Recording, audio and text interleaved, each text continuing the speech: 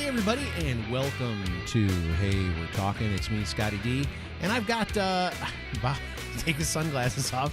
I've got Mr. Bob Peel is in the house.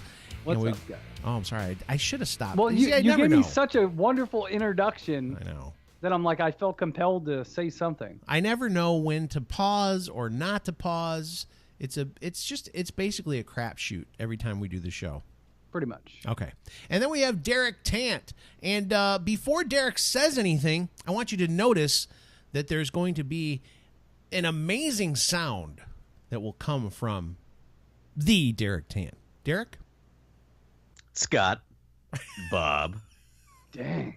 What's going on, everybody? It's Derek Tant here on Hey, We're Talking with some new equipment. Got a new microphone. He did. With a fancy stand and a shock mount. I don't know. Mm-hmm. And one of these little foam covers that go over the top of it. Yeah. It's a pop filter. Sure.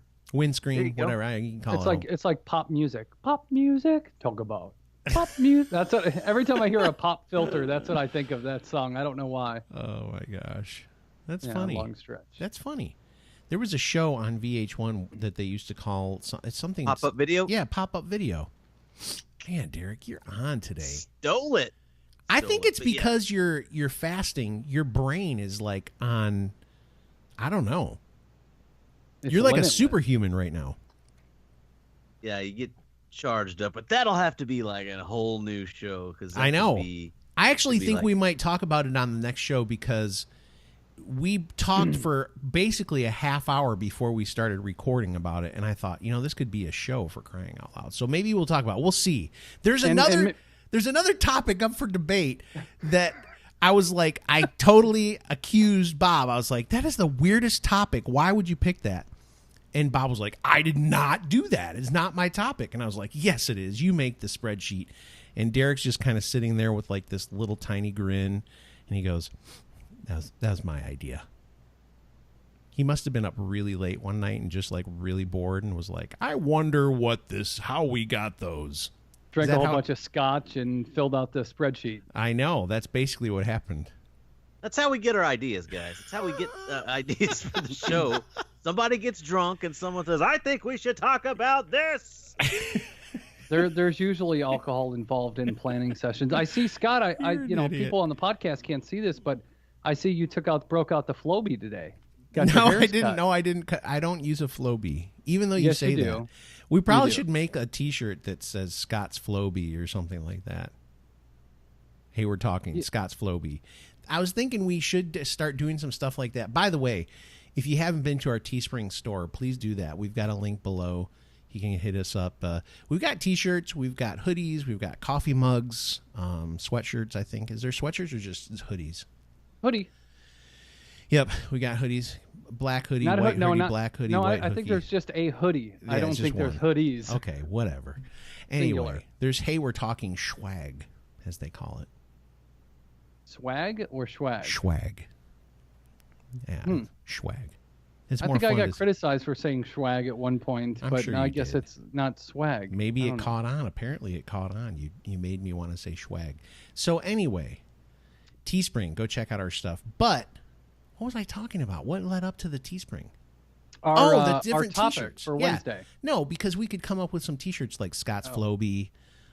We come up with something that we make fun of Derek for. Derek get a microphone, but he got it, so now we can't. Right. What are we supposed to do? I'll delete that idea on the Teespring page. Derek, there's got to be something that we give you a hard time about, like slow talking or. No, it's usually like the fact that I've been on the show for a year and I've got the fancy espresso machine, but refused to buy like a simple microphone. I was just going with the, with this thing on my headphones was my microphone. Yeah. And I was strangely okay with that. But now I've got, fancy. We finally broke you somehow. I don't know. Oh, it was because of Bob. You listened to Bob. He listened to the podcast. Yeah, not but you were YouTube.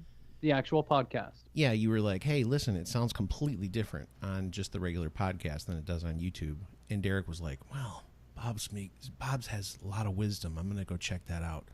Scott's been bugging me for 2 years about it, but I'm going to listen to Bob. And he went and listened to the podcast, and then all of a sudden he was like, guys, I think I'm going to get a microphone. I was like, what's crazy is I don't even remember celebrating our 1 year or 2 year anniversary of the show. So the fact that you've been harassing him for 2 years is just crazy. It was before we even knew each other. I was giving him a hard time. You just knew that he was going to need it one day. Well, I've known Scott, I've known you two for at least 3 years, but yeah, Scott's been harassing me for a very long time. No. Originally, I thought that Derek was such a big deal. I thought like when I was bothering him when I tried to talk to him. Because back in the day when I was like, I'm going to learn how to smoke a pipe, there was a couple of people, Derek was one of them, that I kind of was like, oh, this guy kind of sounds like he knows what he's talking about. See, that's the thing that Derek does really well, is he makes you think he knows a lot about something somehow. He fools you. It is a fool's thing, because You're really knowledgeable about certain things. I think as far as a pipe smoker, like there's Bob. Bob is smoking a pipe. Yeah. At the moment. Yeah. And he probably smokes like multiple times daily. Yep. I smoke a pipe 2 or 3 times a week, maybe. You shouldn't. You outed yourself, and you have like a huge following. People think that you're the best pipe smoker in the universe. But that's why he's got such a monstrous collection of tobacco, because he doesn't smoke it. Yes, yeah. He saves it. He ages I haven't bought tobacco in many, many months. But yeah, but I'm upfront with that information. I'm like, look, guys, I know. I'm not I'm like, this is just my opinion. I've been doing this a while, but I don't do it like super frequently. Like my buddy Nathan, who lives 3/4 of a mile that away. Mm-hmm. And I'm pointing, that away. I'm pointing. I like it. I'm pointing in front of me. Yeah. That guy smokes a pipe like 2-3 times a day. It has pretty good collection of pipes. So I'm not even like the most prolific pipe smoker in the neighborhood. I'm not the pipe smoking expert in this part of town. I'm not either, but I'm the only one that's smoking tobacco out of my pipes in my neighborhood. Oh, so a little wacky tobacco in Bob's neighborhood. Something in this neighborhood. Jimmy was another guy that was just a little bit around the time that I was talking to Derek a little bit through Voxer, and that guy smokes the fire out of a pipe. Jimmy's always smoking pipes, I think. I don't know, maybe he cut down a little bit, but he used to, like, I would see pictures of his pipe, like even Bob's pipe, I think, probably has like a really good cake inside of it, doesn't it? Yeah. Yeah, because he really smokes them. Like every time I was done, I would like really scrub out the inside, and people were like, "No, you want to leave that." I was like, "No, that's gross." And I just pack it up. I'll smoke this pipe for like 2 or 3 days. Oh gosh. And then I'll go and clean it out and grab a different one. So Derek, you weren't like a smoker, were you, before pipes? No. Okay. I'm not a cigarette guy. See, that's the thing. I think a lot of these people, Bob, did you smoke cigarettes? Yep, from the time I was 13 until about 8 years ago. You were 13. Isn't it illegal to smoke cigarettes until you're 18? Yeah. I'm pointing out the hilarity of the fact that you were smoking cigarettes when you were 13 years old. First cigarette I ever tried was I was 11. It was a Camel non-filter. Oh my god! I have no clue why. At 11. I have no clue why I continued to smoke, but Yeah, I was never a smoker, never have been a smoker. So the pipe was, to me, it was like more about the hobby. Yeah, it was like, it just seemed like kind of an interesting thing to do. Now, I had smoked cigars from time to time, and the pipe just seemed more sophisticated, Yeah. It just feels like something that you would do if you're like, you're a little high society if you smoke a pipe. Yeah. Which is it's like the definition of us. We're very classy. Yeah, totally, exactly. Elegant guys, high class. You know what I'm saying, though? Like, all the stereotypes of a person that smoke a pipe in a movie or TV show, it's always like a professor or something like that. An older person who's just wise beyond their years. So, yeah. It's not like that, though, guys. Just so you know. Take away the fallacy. I'm the epitome of sophistication. Right. I know. I'm a frickin' wizard. All right. So like I just from do Harry Potter or what? Yeah, I just do wizardry, and is that how you say it? Wizardry? I think that's pretty good. Yes, wizardry. And just smoke a pipe all the time. That's all. So hey, we want to say that we appreciate people who have done this already, but if you haven't, we'd love for you to go to gameflyoffer.com/HWT and sign up for a 30-day free trial of Gamefly. Yours truly is in the middle of his free trial and enjoying it. I don't get to play games a lot. You know, I guess that's part of the thing is I don't play them that often. But the times that I have so far, I've enjoyed it. And I get to try out new games. So all you do is go to gameflyoffer.com/HWT. That stands for Hey, We're Talking. You'll get a 30-day free trial. After that, you can decide what you want to do, but you can take out 2 at a time, 3 at a time, whatever you want to do. You just pay for that service, and you'll get new games in the mail. After you send one back, they'll send it right to your door. You can play on PS4, Xbox, all the different systems. They've got everything. Trust me, everything. So give it a shot if you can. It'll help out the show, help us defer some of the costs of some of the things that we have to do to keep the lights on, I guess, so to speak, for the show. And we appreciate it. Gameflyoffer.com. I bought the microphone. Yeah, see? Derek had to buy a microphone. Yeah, out of my own pocket. But it's all right. This Gamefly offer thing, I mean, sure, it'll help us, but it's a win-win scenario. You win. Yeah. You get to like borrow video games free for a month. Well, yeah, for 30 days, and then you got to pay for them. But it's fun. It's still good. It's better than buying brand new ones all the time. Mm-hmm. There you go. Gameflyoffer.com/HWT. All right. So today, it just so happens we've been having fun and talking about different stuff, but this is an anniversary that has just come along here. It's the anniversary of 9/11. And so we thought we would talk a little bit about that, just share some things that maybe we experienced on that day, different things that where we were, all that kind of stuff. And so I think that's what we're going to do today is just talk a little bit about 9/11. It was, for us especially, I think at our age, it was probably pretty significant when it happened. And I don't know, I think there are people younger than us that obviously experienced it as well, and it was a big deal for them. But there's going to be some people who maybe didn't even know really what was going on. Maybe they were too young to understand it completely. It's been 16 years now, so we'll just kind of share our thoughts, and we'll try not to take it down too much, but we do want to spend some time and remember that day. It's an important part of our history, and we'd like to talk about it a little bit. So I'll start off by asking Mr. Derek Tant. I think he's going to have some interesting stuff to say about it. Derek, what do you remember about that day, and kind of where were you, and just throw it out there for us. Tell us what was going on. Well, I was in 5th grade. No, just kidding. Dang it, Derek. I'm not that young. For a second, I was like, you were not in 5th grade. I was like counting on my fingers real quick in my head, like, no way. There's no way. Yeah. I was 21 years old, and I was an airman first class in the United States Air Force. I was stationed in Great Falls, Montana at Malmstrom Air Force Base. And the day before, we were told that there was going to be a base-wide exercise, and that we needed to be on what they called 6-ring standby. Okay. So answer your phone within 6 rings, or otherwise you're in trouble. Okay. But that day was a day off.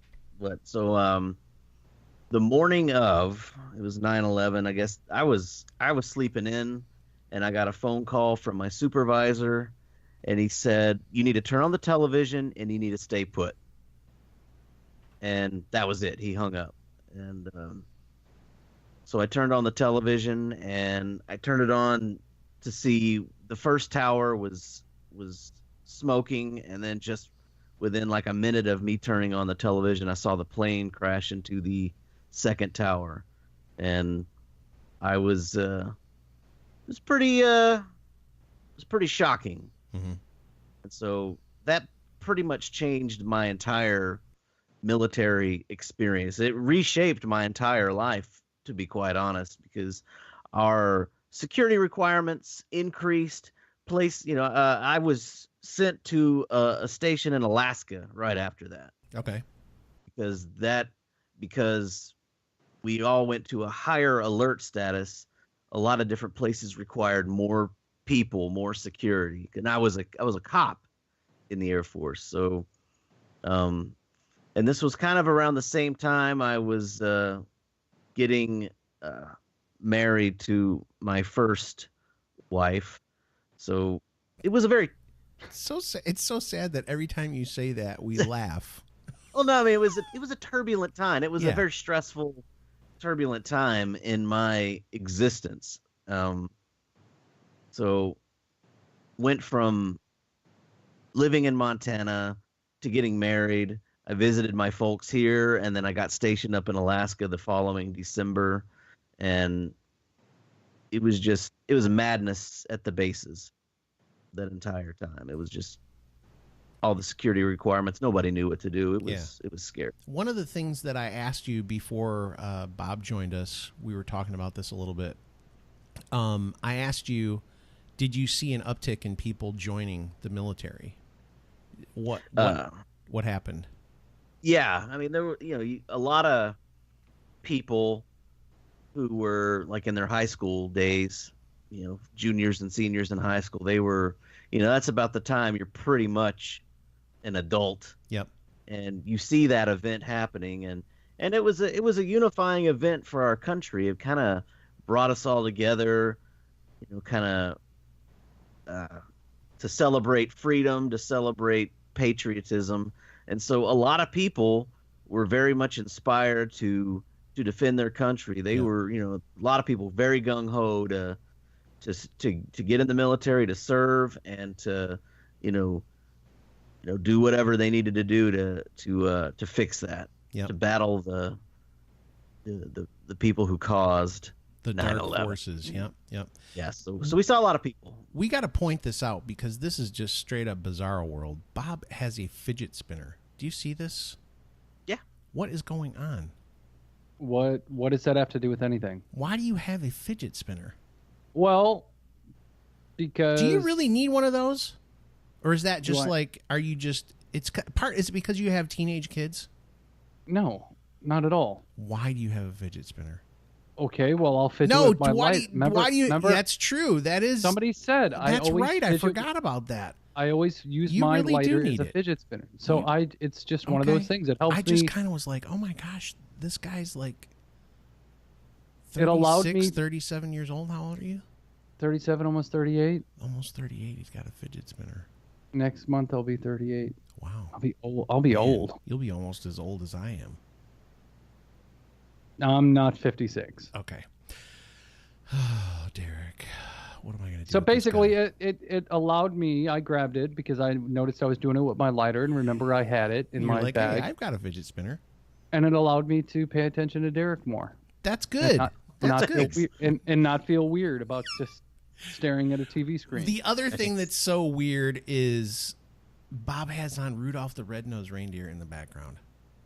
Yeah, I don't know why. I think he picks them just so that I'll be like, why are we watching this? That's exactly why you do it, right?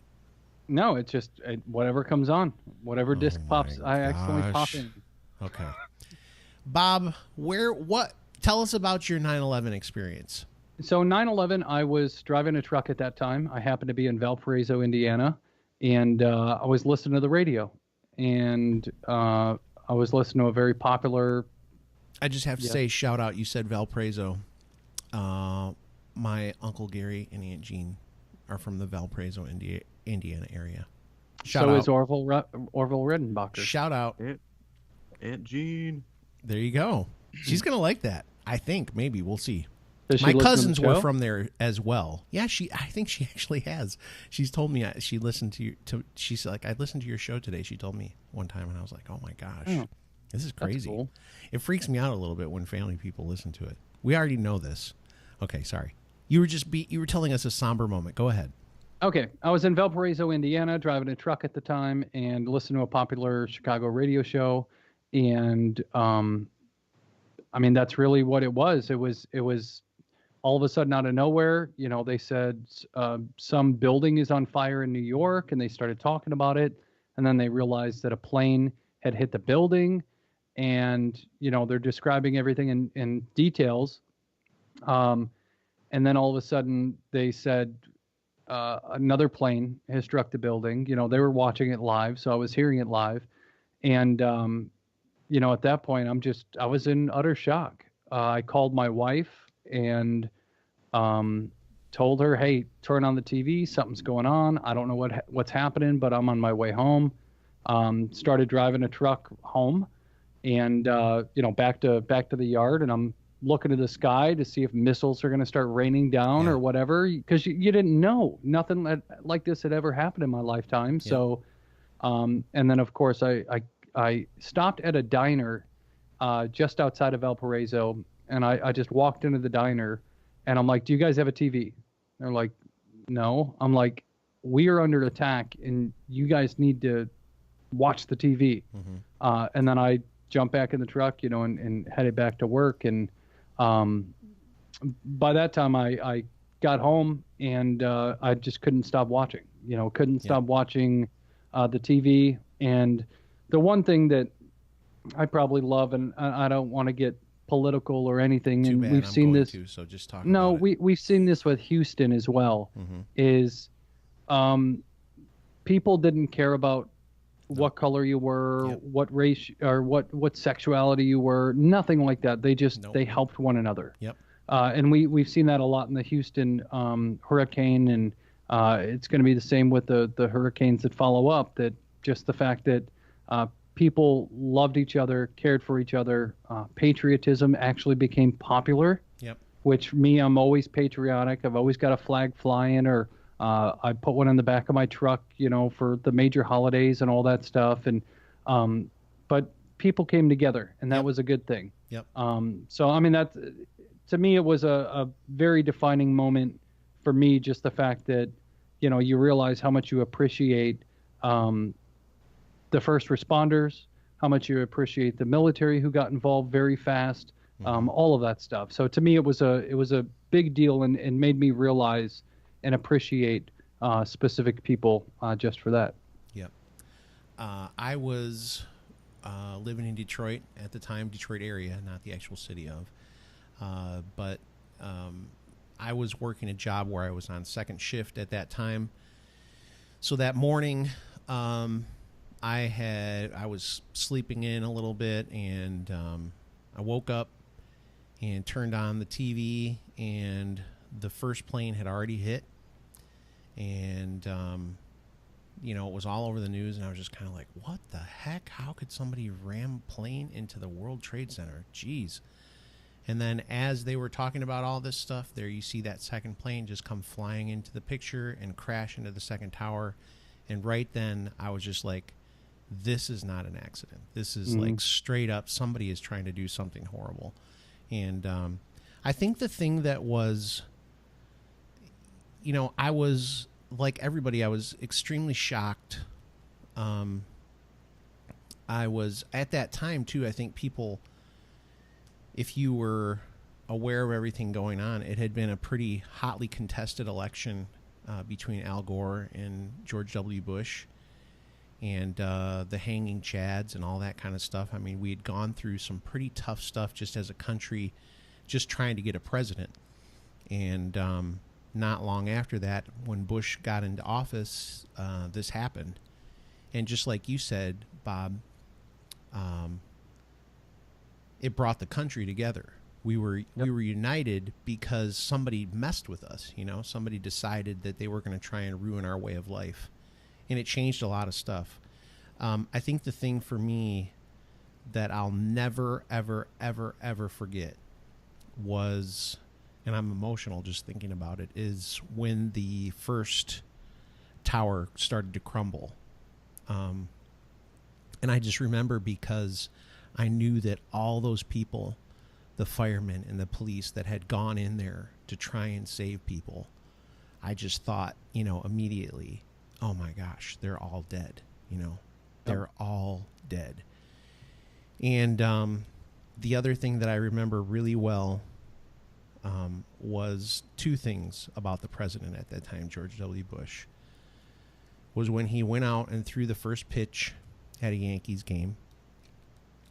And they had to really, that was a big deal. The Secret Service were like, you can't do this, So he put on a bulletproof vest, and he just threw that pitch straight down the middle from on top of the mound. Like, if you ever watched that stuff. Got a pretty good arm, yeah. Yeah, if you ever watch that stuff, like the documentary about that, there's like a bunch of stuff about it. And he asked Derek Jeter, hey, should I throw it from up on top of the mound, or should I throw it from in front of the mound? He goes, dude, if you don't throw it from on top of the mound, they're going to boo you. And he's like, all right. And he threw that thing, and I just thought, as much as people gave that guy a lot of crap, I think he really cared about our country. He loved our country. He did a lot of things that I disagreed with, but at that time, again, just like you said, Bob, we were united, Yep.